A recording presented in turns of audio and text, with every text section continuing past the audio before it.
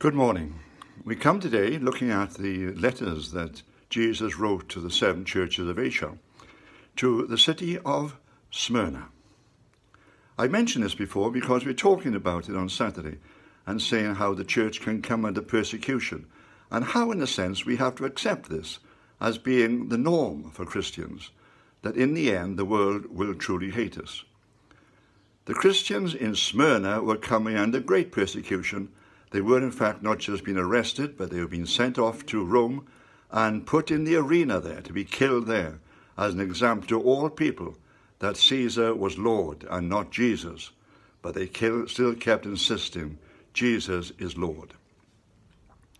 Now, the one thing I want you to realize about all these churches is that at the end of each church it says, listen to what the Spirit is saying to the churches.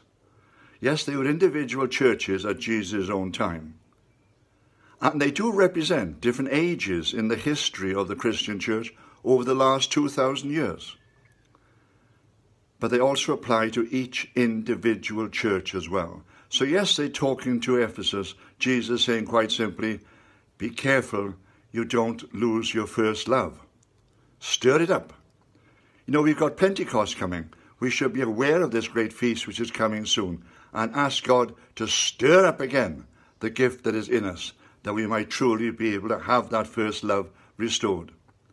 But we must also know and expect that in our Christian life we will come under persecution. We accept this as the norm, and it's the norm for all churches throughout time.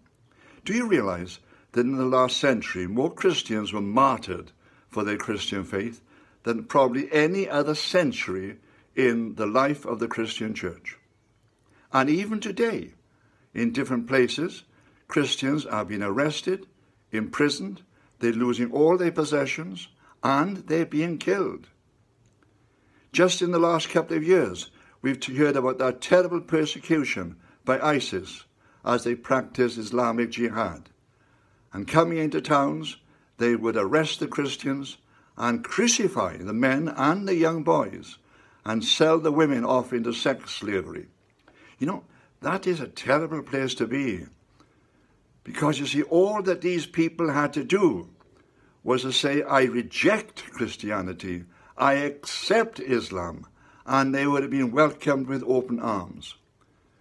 But knowing the truth about what God had done for them, and assured by God that persecution would come, they stood their ground. They went to those terrible deaths, and their wives and their daughters are still sold into these sexual harems, waiting and hoping that one day they will be released from it.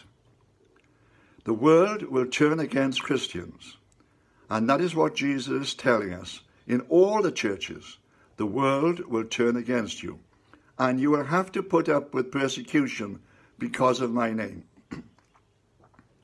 Very often, you know, evangelists will preach the gospel, and they will preach a very strange type of gospel, and they will say, accept Jesus, and everything is going to be fine.